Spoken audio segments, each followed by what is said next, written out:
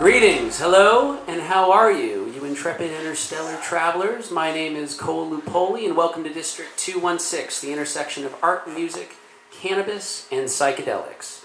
Today we're lucky enough to have Marco Pinter. Marco Pinter is the founder of MindClay, a computational artist, founder and co-curator of the Museum of Sensory and Movement Experiences, a PhD in Media, Arts, and Technology from RUCSB, and a board member of Ventech Venture and Technology Forum. Also, he's on the advisory board at UCLA's Art Science, Medicine, and Media Arts. So can we have a warm round of applause for Marco Pinter? Thanks, Cole. Very happy to be here. Super excited to see all you got to offer. You've done a ton of interesting things. You went to Cornell, which I'm a big fan of. Go Big Red.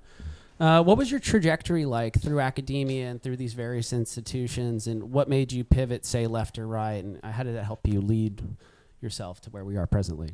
Right. It was a very windy road, and I don't necessarily recommend that for young people today, but I started as a pre-med, as an undergrad, and found my way into computer science when I graduated, and then I came out here to UCSB for my master's program.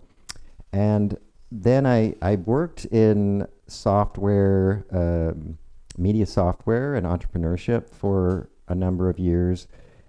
And during that time, I love sculpture and I love contemporary dance. And I always thought of myself as sort of a consumer of those mediums. And since I'm not a great painter or, sculptor, I thought, well, I'm just always going to be a consumer. And then actually it was about 14 years ago, and I was in a performance at the Lobero Theater, a dance performance where they were integrating some media, and it kind of hit me like an epiphany. An artist doesn't have to be a painter or a sculptor, and there is a medium for me, and that sort of set me on a new trajectory.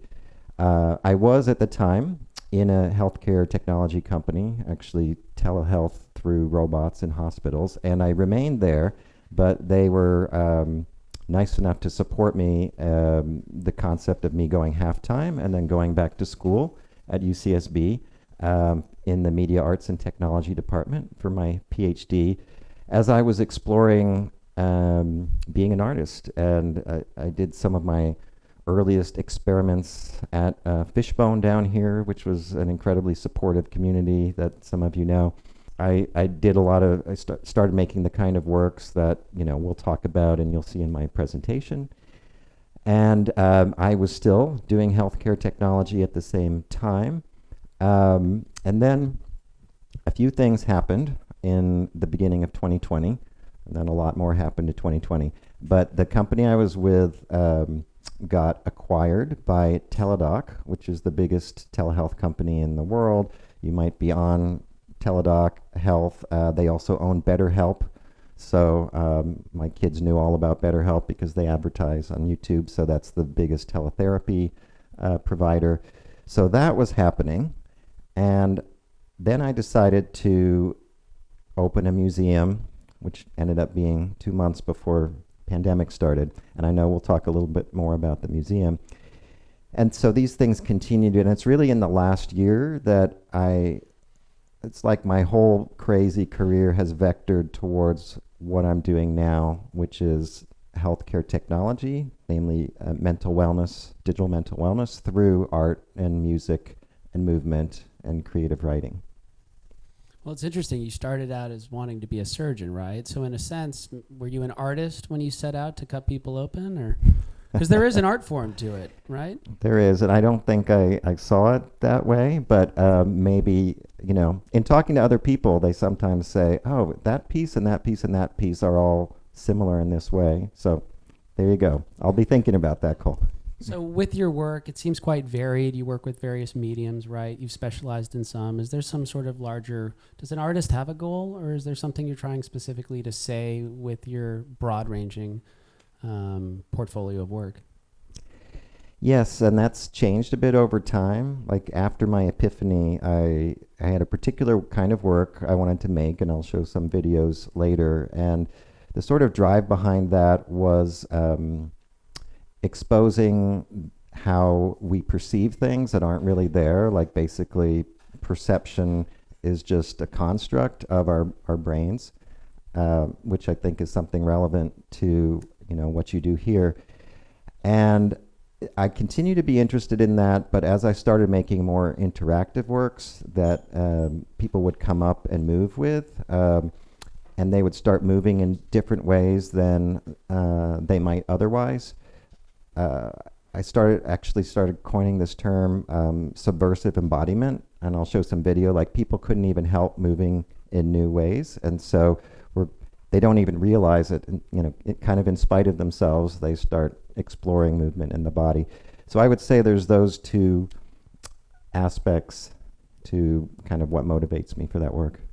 And so this participatory nature of some of these experiences, that wasn't necessarily pre-planned. You just watched people kind of boogie with the artwork and you're like, damn, there's something there?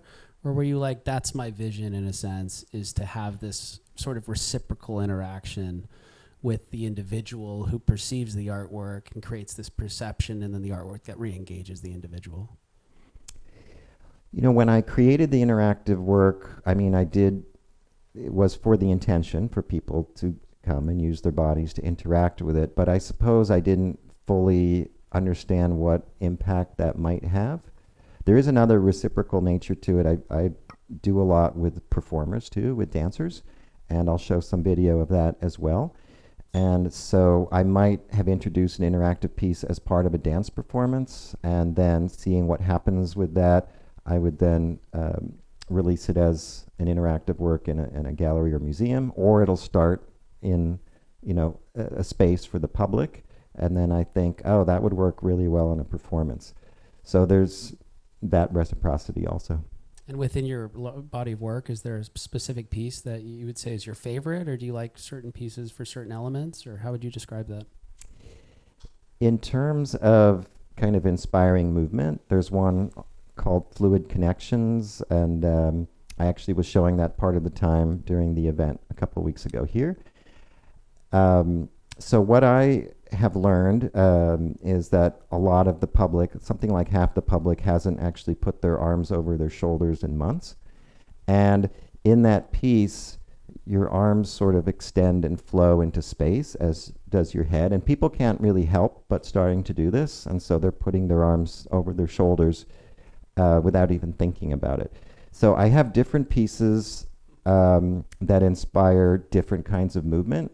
And, I like all of them, but watching the public, I'm not watching the piece, like I'm watching the public interact with it, and I see the most beautiful movement in people interacting with that piece.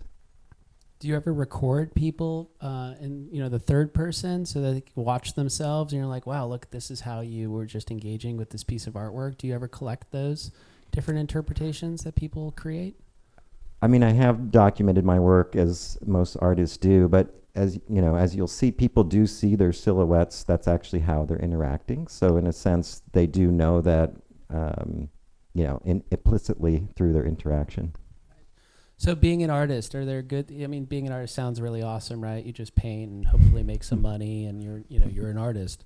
Maybe you can dabble in drugs more than other people, be extra eccentric. Are there parts that are a little bit more challenging than that people aren't aware of? Are there like your favorite parts of being, an artist, or are there parts that, you don't like as much? Since technology is one of my primary mediums, I really have a love-hate relationship with technology. I can create a lot of work with it, and so that's how I love it. And yet, then you can get mired in bugs or having to solder this. For me, that's not part of the artistic process. That takes me out of the creative moment. So that's something I don't like. I saw a talk some years back by a very successful media artist who I'd invited out to speak, who does these incredibly elaborate sculptures with 750 motors. And he said at one point, half jokingly, but I think half not, if I could paint, I would just do that. So yeah, that's, it's a love-hate relationship. And to create these pieces, are there any sort of special rituals that you engage in, or a way in which you structure your day? Do you find yourself particularly productive or more creative, say in the morning or in the evening, or what helps facilitate that creative process? Usually, I get my ideas while watching a dance performance, like that very first time I told you with the epiphany, or if I'm engaging in a movement workshop of some sort. So I always actually have to have a pen and paper handy. Like if I go to a dance performance, I need to know that I can do this. Otherwise, I'll be distracted until intermission, thinking, "Oh, I have to remember this. I have to remember this." So, yeah, so that's where a lot of that comes from. So when you're in the creative process, are there motivations that are within there? So you watch someone dance, for example, and then are you motivated by what they did? You're like, oh, wow, I want to extrapolate on that, or I want to do a different iteration of that, or I saw that and it reminds me of this, kind of that cathartic moment. And in that context, is there something that, people hear about Dali and a muse, or, artists and muses? It's kind of a silly question in a sense, but do you have a muse of sorts? And would you mind explaining some of that thought process, if that's the case? I think the muse is movement. It's watching movement or being in movement. I'm not sure I can articulate exactly what is going on in my brain when I'm feeling something or seeing something somatic. I mean, first of all, there's this mirror neuron experience when you're watching something physical. When I get my tickets to the dance performances, you can be up in the balcony and you get a beautiful view of all the choreography from on top. And I've done that, and that's not where I want to be anymore. There's something I just feel inside if I'm like second row and they're right there and kind of in the sweat spray zone. And I kind of feel it in my body. And so I think it comes from a very somatic place. So as far as the pieces that you've created, which have gotten the most acclaim, and did you know when you made this, you're like, God, this is brilliant. People will love it. They will write about it. They will remember it. Or how does that work? That whole process of getting notoriety, cultivating, a personality and identity that people want to bring to their galleries or where you can display your work. I think at least in the media arts domain, a lot of the best work happens by accident. You try a lot of different things and you can be surprised by what works. And actually you need to have a practice that has unpredictable parts of it. So, so, you don't want to do everything right the first time based on what your original idea was. So in terms of a particular piece, I have one called Thermal Gestures that's probably gotten sort of the most airplay, and it's been in a lot of different places. It was at the Lucidity Festival just a month or two ago. And that was also kind of happened by accident. There was a festival in Isla Vista a number of years ago, Isla Vista Lightworks. And so I had a collaborative work there with the choreographer and a sculptor. And it was just kind of an idea, let me put a thermal camera behind there, and then people can touch this, and it'll kind of reproject their heat back to them. Let's try it. And then it was like hugely successful there, and then it took me a long time to iterate on that. But anyway, that's been the most successful piece. So something looking at your website too is you've patented certain productions or portions of art. Could you mind describing the patent process in the art world? I hadn't heard about it much before I saw yours. I don't know that there is much of a patent process. For my life in healthcare technology, I was very involved with patents, and I don't know that they should have a big place in the art world, but there was this particular piece, and I was bringing it to science museums, and I had a friend who was CEO of this science museum, and I said, Steve, I don't want to offend you, just curious, would it happen that other science museums would see this and just hire a production company to copy it?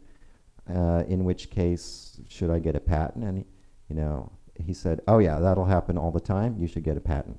So that was really what was behind that, and there were technically novel parts of that particular piece, but there's no other work that I've gone for patents on. I mean, is that the type of thing you could license to people? Is that what the vision is with that, or do you just want to own that portion of art in a sense? It was, this is patents in general, they're partly a deterrent. So if an organization is thinking about a particular technology and they're researching it, they'll see it's patented, and it would be nice, like I at least want them to have a conversation with me. No, that makes a ton of sense. So MindClay, you founded. Yes. What is MindClay? Tell us all about that. So yeah, that's where everything vectored for me about a year ago. So my last period of time at Teladoc, I was working with the digital mental health arm of that, and not BetterHelp, which is therapy just over video. It's actually exercises people can do on their own. And of course, there's Headspace and Calm. I'm actually a Calm user. I appreciate it. And a big problem with these platforms is they lose 90+% of the people that sign up because, the content is great. And if you're really motivated like me, to do your daily meditations, you do them, but it feels like a chore. It's a chore to me. I know I'm going to benefit from it. It's not fun or entertaining. And so, if somehow people could stick with it, they would actually help, 10, 20 times more people. So I've also I started working with professionals in art therapy and music therapy and somatic therapy and creative writing therapy. There's a lot of evidence-based research that these therapies are extremely effective. And so basically what MindClay is, it's a digital mental wellness platform where there's activities that are interactive art and music and interactive movement and writing, and they're fun. So you'll actually want to go back and do them again and again, and ideally, you stay engaged with it. And other than all that, I think a lot of us agree that there's just something implicitly good about getting people to be more creative in their lives. No, I agree. I think Calm's great, and frankly, Sam Harris's voice kind of grinds me a little bit, but that's my thing. Anyways, the analogies between your mission and psychedelic therapy, there are some overlaps. So do you mind telling us psychedelic therapy, art, music, wellness in general, how do those interplay with each other, and how does that foster your vision in any way? Yeah, this may be a little bit of a long answer, but in my opinion, from what I've seen, I kind of imagine 4 pillars of mental wellness interventions. And in my overly intellectualized grad school days, they would have called that an ontology. And one is talk therapy, and obviously that's been around a long time and it's very valuable, and your therapist can make correlations between what you're feeling now and some stuff that happened to you a long time ago, and they can have great advice. So that's talk therapy, and that has a lot of value. And then there's meditation, mindfulness, flow states. I kind of think of that as the second. And not only do you find peace in there and being in the present moment, but you can get insights that wouldn't have come out in talk therapy, that are just kind of being with yourself in a flow state, in a mindful state. And then no surprise for me, it's the somatic side of things. So there's authentic movement, which actually came out of therapy, somatic therapy practices, 5 rhythms, which is something I do in town quite a bit. And there are somatic therapists too. And there's stuff that you hold in your body, people that have had trauma or anything.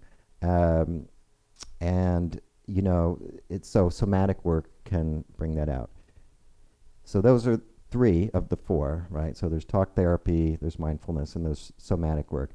And then there are things that just aren't going to get resolved in any of those, and you need some reprogramming. And that's where sort of the novel things that I think have only come out in the last few decades come into play. Some rewiring, basically, rewiring of the brain. And one thing that's always been an inspiration, about 20 years ago, they found that amputees with phantom limb pain, there was a treatment that they discovered kind of by accident, that if they set up this environment with mirrors and had the patient said, hold out your arms, and they would hold out their arm, and it would appear that they were holding out both their arms because of the mirror setup, and they would have them go through some exercises like clench and release. And for most patients, that permanently cured their phantom limb pain for life. And, you know, that's interesting. And also, I mean, think about how profound that is. There was a visual somatic experience that had a curative effect that years of painkillers and, you know, other methods didn't work. There's also EMDR, was also found kind of by accident. If you look into it, you know, she was walking in a park and realized when she scanned her eyes left and right while thinking about, you know, a difficult thing from her past, she felt better. That developed into EMDR. And I think, as we know in this room, there's psychedelic therapy, which, you know, you have a weekend, you have a ceremony, and that can do rewiring that wouldn't have happened any other way. Do you know specifically more about that? Because I mean, I find that particularly fascinating. One instance, and they were able to essentially rewire your brain in one sensory experience. Is that correct? Yes, it's really fascinating. Ramachandran from UCSD, San Diego, sort of came up with that. And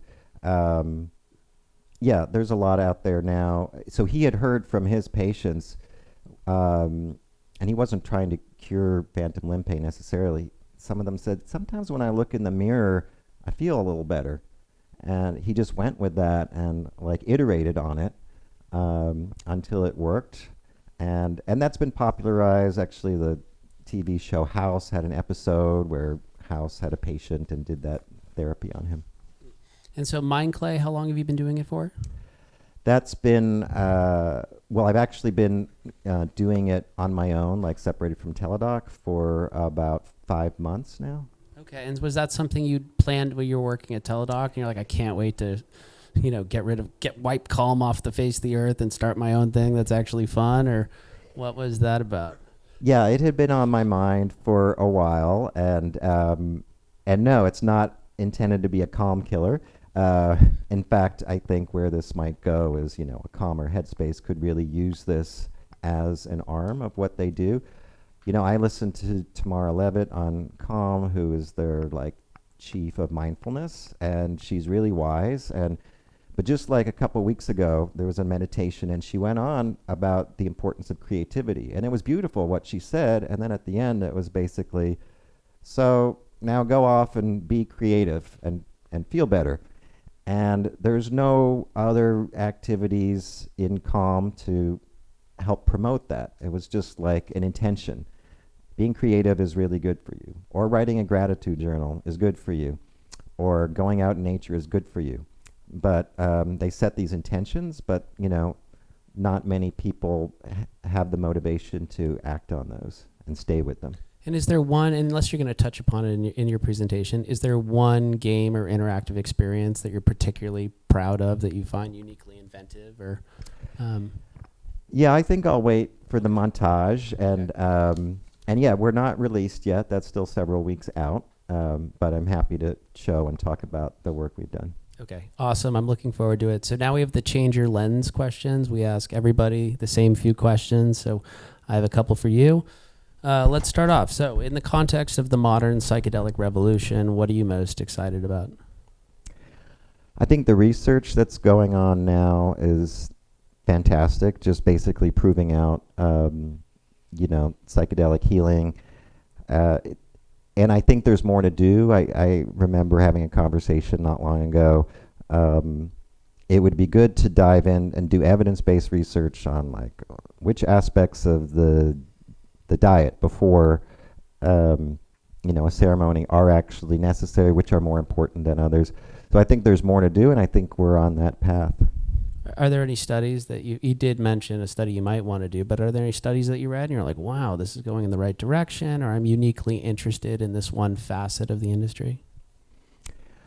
I don't know that there's a facet. I'm just so happy that the studies are happening at all, because it wasn't happening for a long time, as we know.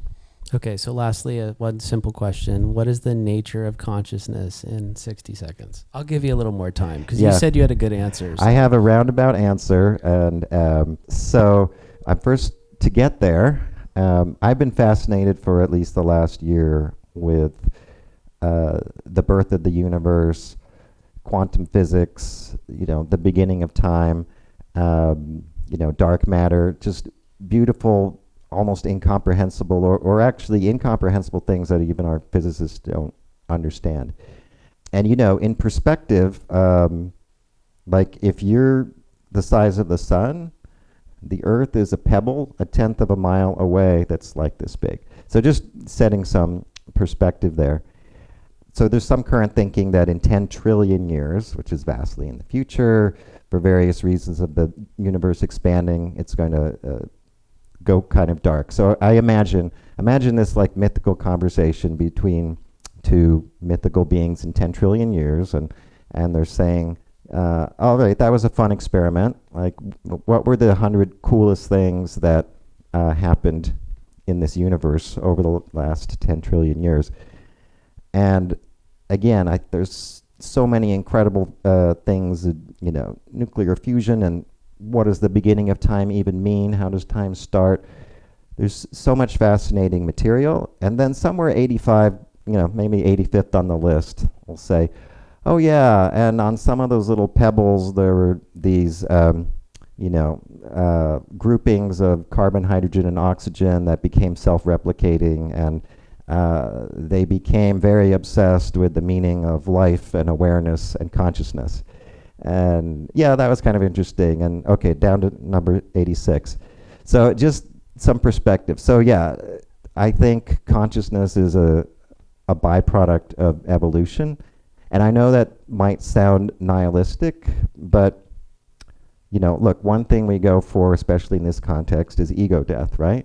And so what does that mean to feel part of something bigger? That could mean feeling a part of some great consciousness, and that's wonderful. But for me, a group consciousness of all, living beings, that's an infinitesimal part of the entire universe, or so you can feel a part of everything in the universe. So that's where I land, and I will say, my answer is deliberately a little provocative because we have a Q&A session later, and so maybe there will be some spirited debate then. No, I hope so. Well, hey, Marco, that was awesome. Can we get a round of applause for Marco? He's going to give us a presentation.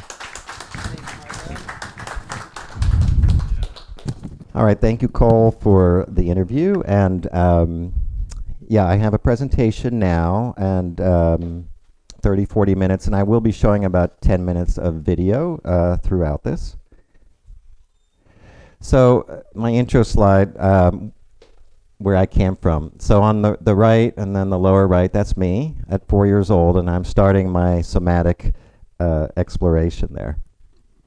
And this is sort of where I've ended up more recently. I had that thermal piece invited to the Paseo Festival in Taos last fall. On the left, you see the space they gave me was an outside stage, and I arrived, and there was actually a homeless gentleman sleeping there. So we worked out something with him, set up, and finally it was put together, and there was a dance performance done several times with it. And then somebody caught me a couple times demonstrating it, which is what you see on the bottom right.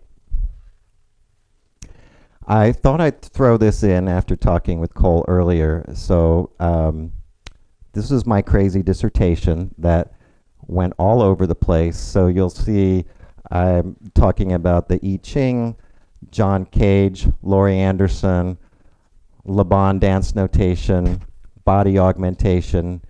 Here's an experiment with a couple of my movement friends. Some of you may even know, Kata Lepore, Tim Wood. I did a lot with optical illusions, and perhaps even more relevant here, non-duality, and how can we explore non-duality in art. And I talked earlier about my interest in perception and cognition. And this last little screenshot I did is going to come up later.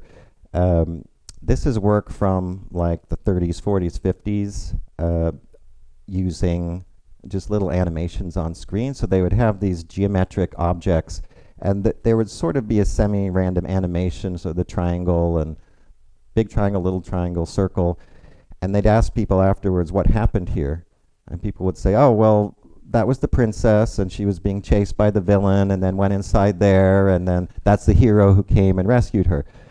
So, you know, our brains create these narratives even from abstract objects. So this is the first video I'm going to show.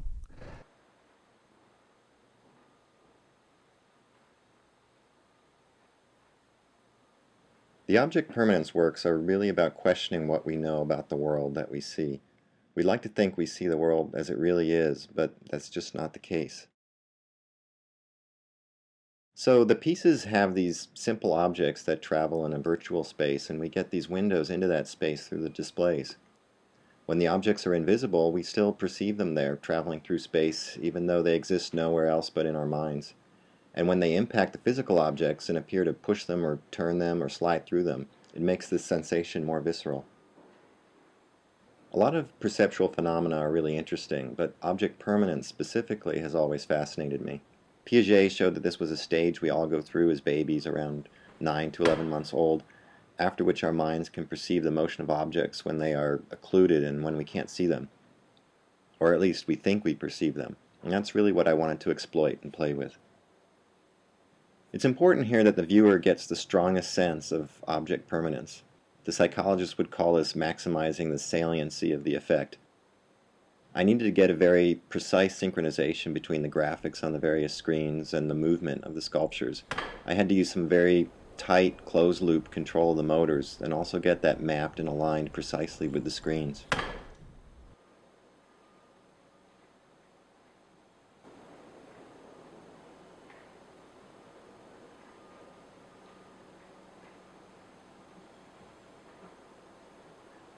I hope that, beyond questioning the mechanics of our perception, this work lets us question the whole Western notion of duality. I mean, what is an object, really? I perceive that I'm an object and you're an object, and this pencil I'm holding is another distinct object. But then, what about that ball I see on the screen there in this piece at the time when it exists only in my mind? Maybe there really aren't any objects at all. All the molecules are just part of a system, and any distinction I perceive is artificial. While all this was swimming in my brain a couple of years back, I had a class with this sculptor, Nick Lowen. His pieces have this organic and fluid aesthetic which really resonated with me. That's something I was looking for in this work, so I asked him to collaborate with me on one of the two pieces. So we ended up with a system of these two pieces facing themselves from opposite walls. While both have rustic elements and organic shapes, the first is definitely more mechanized, more structures, more complexity, more interaction with our perception. Then we turn around and there's this other piece that's simpler and more organic and more fluid.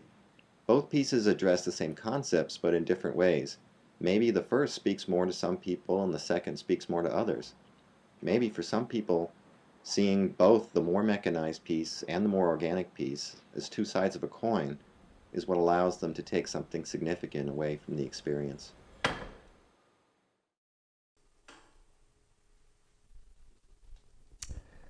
So those were, pretty early on in my art career, and they were incredibly difficult to create and transport and set up. So I've dabbled back in robotic sculpture, as you'll see later.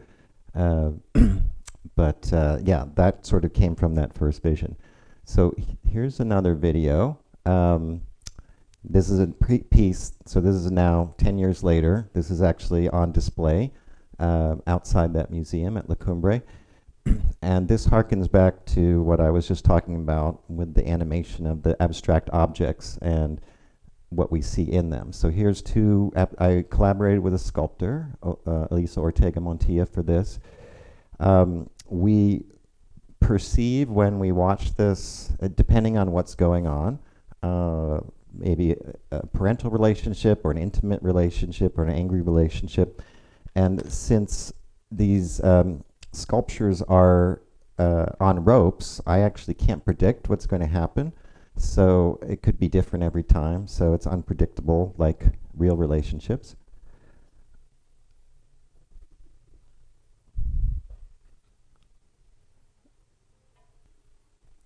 So thinking about this, these narratives we imbue in it, if we create a narrative in our minds just looking at these abstract objects, imagine as we're interacting with the people in our lives, we create narratives. What is that person thinking? What is that their intention? How often is that accurate? If we're going to create a narrative even with abstract ideas that's completely fictional, what are we doing in our daily interactions with people? So you can see that in La Cumbre Plaza if you like. Now, skipping ahead to my interactive work, this actually shows 3 of the pieces, the interactive pieces I have that are body-based. I showed them in Nashville in 2019, and I always love working with dancers. So for the opening there, I connected with the Nashville Ballet, and this is kind of excerpts from the performance that we put together.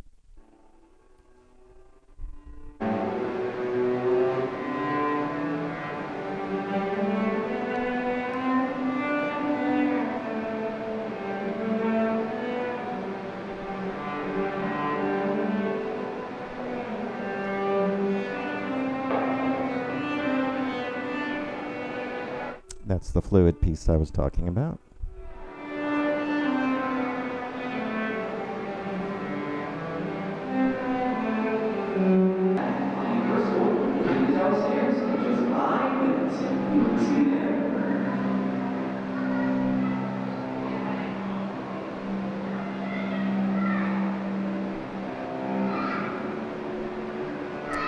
That's the thermal piece.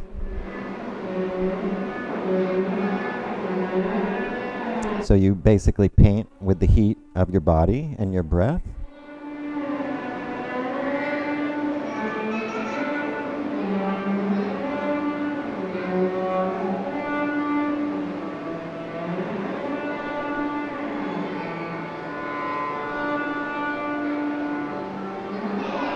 This is the same piece I had worked with the dancers in Taos, and something different happens every time, which I love and is beautiful.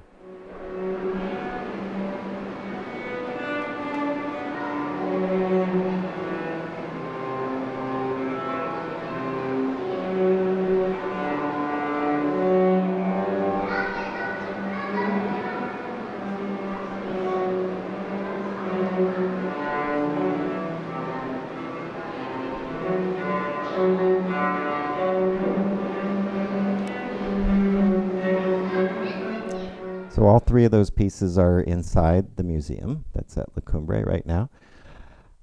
So I worked a lot with dancers and other choreographers as sort of a artistic director, but I wanted to try my hand at choreography. So I produced this piece called Gravity with these 3 dancers. In a way, it was technical in that we constructed these special costumes that had weights inside of them. It was accepted into this show called Out of the Mud and Ashes that was at the Lobero Theater. That was sort of in response to the fire and the mudslides at the time. I had to dabble a bit in performance myself, even though I don't consider myself a performer. That was probably the most intensively difficult and rewarding thing up in the upper left. I was in a 2-week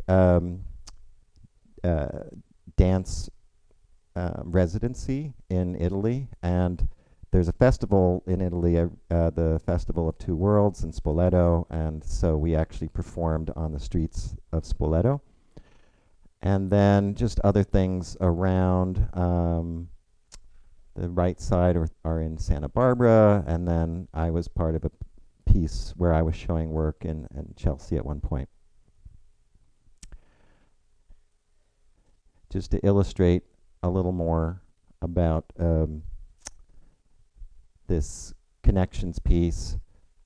Again, your arms and head, you appear flowing into space, and there's a There's a physics around it that kind of encourages, as I said, this movement to just put your arms up and flow with it. And this was actually while it was showing at Moxie. We brought in some people in from the Mental Wellness Center in Santa Barbara, and a choreographer I work with, Stephanie Miracle, had a session with them, and that was very rewarding. So now I'm going to talk about MindClay, which is my current initiative, which sort of brings my worlds together. One motivation to me why this is important. It's common we look back in time and say, can you believe a couple hundred years ago they used saws and leeches and we lost half our children? Look how far we've come. And I believe at some point in the future they'll look back and say, can you believe how many people suffered from anxiety and depression? And maybe we don't have to wait 200 years to make that happen. So the mission of this initiative is to improve mental wellness via a digital app, because that's what people are using, and that it's grounded in evidence-based research, that these art therapy interventions, music therapy interventions, etc., actually work. Critically, it's engaging and motivating, so people want to do this. It's fun. And ideally, that means they're going to stick with it, and it's going to overcome the attrition problems that are exist in Calm and Headspace and these other apps. And also, on top of all that, and I'll talk about this a little more, there's an attempt to overcome the mental health stigma that exists in a lot of populations. So a couple personal stories of why I'm drawn to this work. These are sort of just reminders to me, these icons. I have some close friends who were godparents of a little 3-year-old girl who had a single mom in LA, and being godparents can mean a lot. So the little girl's mom passed away, and so the girl went to them as an adopted child. So she was 3, and she moved to Santa Barbara, and they would try to bring her to parks and she would just sit on the side, and they'd say, "Don't you want to play with the other kids?" And she'd say, "No, I'd rather just watch." And I had my exhibits at Moxie at the time, and I invited them, and they came. And when the little girl came in, she immediately saw her silhouette, and she started engaging. And they cite that as kind of a turning point in her re-engaging physically with the world. So that was very rewarding to me. Also, my son has a friend who's a young woman who, in her teen years, went through a lot of residential centers and learned a lot about herself, and then now she says that every day she needs 3 things to be healthy. She needs to eat, and she needs to exercise, and she needs to make art. So I thought that was an important message. This just came out a couple of weeks ago, but was very validating. New York Times, how the arts could benefit your mental health. I couldn't have asked for a better article. I mentioned this before. This is the quote from the calm meditation I was doing, quite beautiful, but again, just setting an intention. Just go do it, and without the motivation to follow through. As I mentioned, it's all evidence-based. This is just a typical tip of the iceberg of the hundreds of pieces of published literature we've gone through. And we know we're in a mental health epidemic that was just exacerbated by the pandemic and has not ended. And so there's an incredible amount of anxiety and depression in the general population. And then, so here's the stigma aspect that I mentioned. I think we're spoiled in let's say the coastal California. Your friend might say, I went to the gym this morning and I saw my therapist this afternoon. That conversation absolutely does not happen in a lot of cultures and populations. But creative arts have been shown to be a way in to those populations. And also, as I've learned, meditation doesn't work for everyone. There are people with a background in trauma or intrusive thoughts, they can't be with themselves for 10 minutes, at least where they are now in their journey. So again, art and music, writing are a way in for them. This is just a little more information. The BIPOC community is particularly hit by these stigmas. There's also, in terms of general diversity and equity, there's a lot of opportunity for the neurodiverse population. And then a term I picked up from Teladoc that I like, micro-personalization. In these other applications, even ones that are more therapeutically based, you fill out questionnaires. Are you depressed? Do you have anxiety? Do you have relationship issues? And then, sort of in a very Western medicine way, here are the activities for everybody with anxiety or everybody with depression. Every person has different ways of communicating and learning, and we have an opportunity here to meet people where they are. Are they more comfortable writing? Are they more comfortable expressing themselves with music, art, movement? So that's the micro-personalization aspect. So getting back to the problem with the existing apps and engagement. Again, there's great pieces of wisdom you can get from those. One of my favorites, the 5, 4, 3, 2, 1. Especially if you're feeling anxiety, stop. Notice 5 things you can see, 4 things you can hear, 3 things you can touch, 2 things you can smell, 1 thing you can taste. It's very effective, but they just mention this. So go off and do this versus having activities that reinforce that. Yeah, they're really an invitation for the consumer to develop a practice, and their clinical value relies on that happening, and it doesn't happen. So attrition is the problem there. And creative therapies have been, I know this is a busy slide, but they have been shown to reduce attrition and increase compliance, and that's just a bunch of the evidence-based literature behind that. Getting back to what I mentioned earlier, subversive enlightenment, there's another part of the population, again, maybe we don't think about much in Santa Barbara, but I heard a story that someone sent their mom to a retreat, and as soon as she heard there was mindfulness, she left. So, the population will perceive that as hippie or new agey. And again, a creative approach, it can be a way in for them. Here's some demographics around the kind of people the demographics of who currently uses some of these apps. One thing I added recently, you'll see in a minute sort of a montage of some of the activities we created, and people that kind of aren't in the world of the apps that people download these days think, oh, is that for kids because it's like games? Like, no, puzzle and casual games are predominantly an adult market, and we're talking hundreds of millions of people. All that to say, the population is very comfortable with that format. Once again, sort of reinforcing some of what I said before, but a different spin. So in my calm meditations, she starts by saying, find yourself a comfortable place to sit, that's quiet, and then I need 10 to 12 minutes. So a lot of people don't have that at all. I can usually find that, but then there's parts of my day I might feel anxious, and obviously I'm not going to find that. As you'll see, we have some activities that you can run. Let's say you're standing in line at the DMV. That can be very stressful, and you can just run them on your phone. So it's available when people need it. All right, so here is, this is the last video I'm going to show you. I have more slides after it. This is a 3-minute montage of 5 of the initial activities we've created that, in this case, span music and somatics and visual art.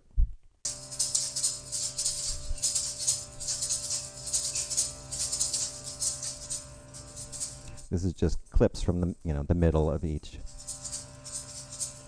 So Chelsea's a certified music therapist, and she's taking people through an exercise of call and response rhythms, which is something she used at the UCLA hospital when she worked there.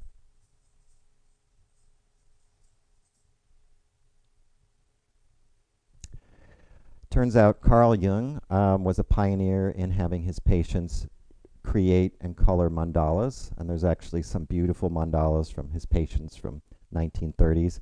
And so this is a mandala creator and coloring sort of app that's part of the experience. And yeah, not only can you color, but you can make it your own by adjusting all sorts of aspects.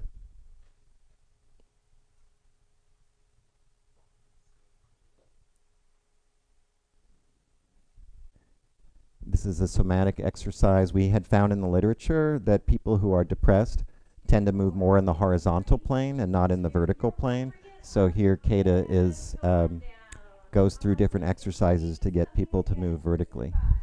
This is the wave at a stadium because I wanted to include men, like make it more comfortable, who tend to shy away from movement. Not that we see that in the local ecstatic dance community, but that's the case in a lot of places. This is one, I was actually looking at this a few months back at Kata's Instagram feed, and she and her daughter had seen something like this physically in a science museum, and I thought, yeah, we need that. That needs to be part of this. And so that one came together rather quickly, and I sent it out, and people loved it. And then maybe to Cole's question, so at least technically this may be the most interesting. So this runs on a mobile phone. It's a movement app. You're first asked to fill in all the lines by moving your arms. That reveals then parts of a painting in the lines, and then you can, in the second section, you can color in the rest of the painting using your hands. And then when you're ready, you can reveal the whole painting and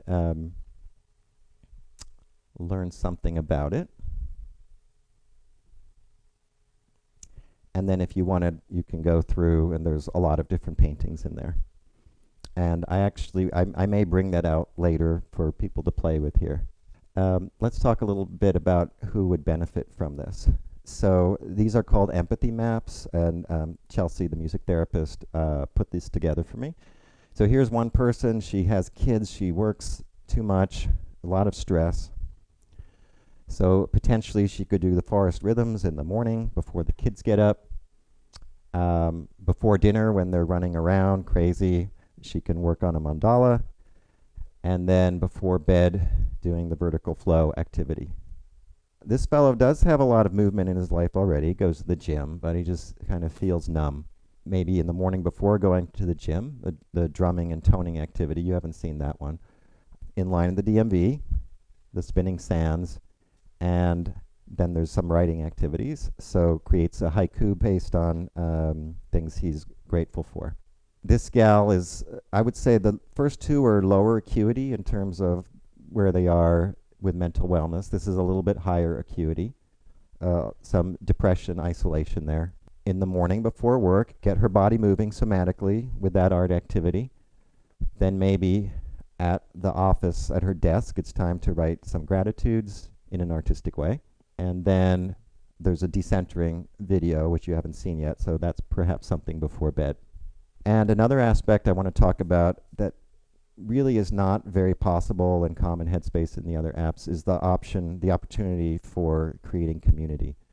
So first of all, you can try to gamify these apps, but here with MindClay, you can be creating a portfolio of the art you make and the music tracks you lay down and the haikus and the other writing you do. And then you can share those with the community.